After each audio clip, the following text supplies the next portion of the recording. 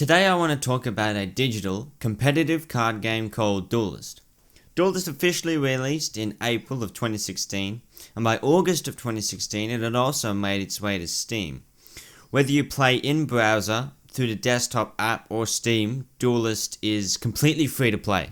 Counterplay Games got the initial funding for the game through Kickstarter, managing to raise over $100,000 in April of 2014. Sometime after that, they entered into their beta period, which ended in April of 2016 when it was officially released. Now that we know some background information, let's get into some game details. Duelyst is a card game, much like Magic the Gathering and Hearthstone for example, in that you collect cards, make decks from those cards, and play matches against other players. However, rather than have a my side, their side board layout, Duelyst is played on a 5x9 grid, with the player's chosen general starting on opposite sides. As the match progresses, players can move their minions and their general up to 2 spaces per turn, adding a whole new level of strategy.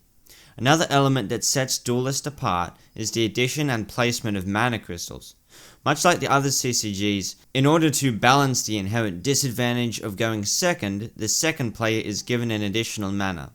In Duelyst's case, they also have access to these mana crystals earlier, which, if walked onto or have a unit summoned onto them, give you an additional mana to use for that turn. The PvP ranked ladder is where you play against other players. The rankings on this ladder go from bronze to silver, to gold, gold to diamond, and then diamond to S rank, or rank 0. The amount of ranks within bronze goes from 30 to 21, within silver it's 20 to 11, gold is 10 to 6, diamond is 5 to 1, and once you complete your last match in rank 1 you reach rank 0 or S rank.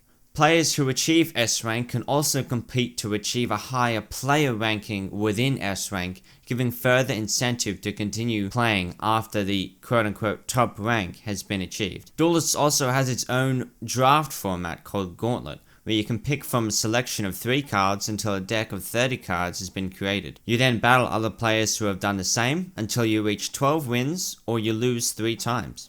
This mode, due to its cost versus potential reward, is a very great way for new players to build their card collections. The pixel art used during gameplay is considered one of the game's best features. Each unit has its own custom attack and moving animation. The UI is also very clean and easy to navigate. Play takes you to the Gauntlet, ranked, as well as practice mode for versing AI and a solo challenge mode for earning extra gold. The Watch tab is where you can see replays generated at each ranking. This is a great in-game way for new players to see how the game is played at higher skill levels. You also see when partnered streamers are live on Twitch in the live streams tab. Collection is where your deck creating happens.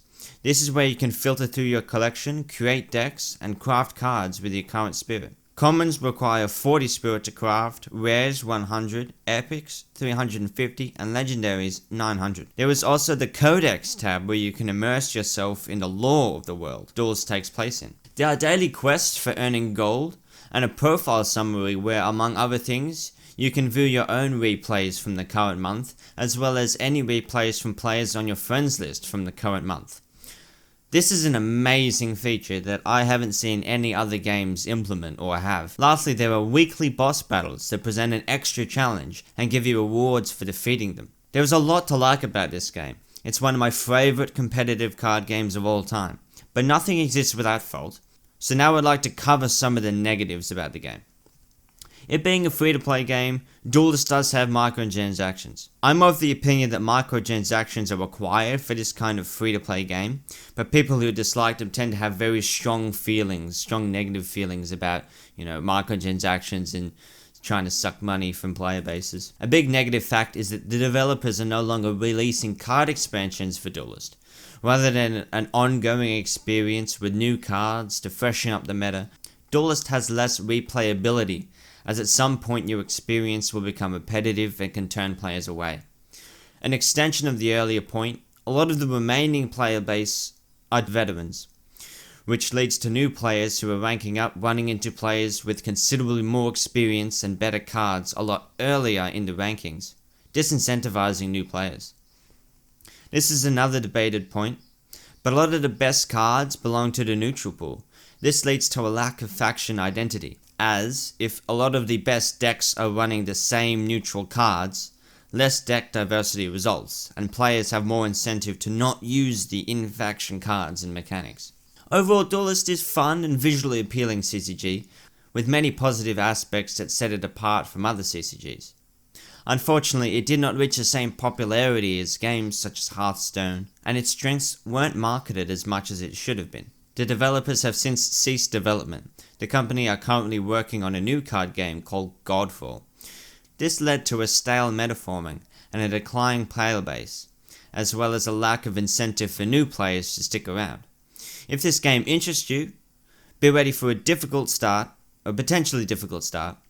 Use the in-game tools to learn from veterans and make use of the rewards that the quests, gauntlet, and the boss battles can give you. But be aware that no new cards are being released, so your lifespan of enjoyment with the game could be limited. If you do find yourself interested in this game, maybe follow the developers' Counterplay Games, and pay attention to when they release their new card game, Godfall. That being said, have fun with the game. My experience with the game was very enjoyable. I don't play it anymore, but I definitely did have fun during its heyday, arguably. And there's definitely still a fun experience to be had with the game. Enjoy!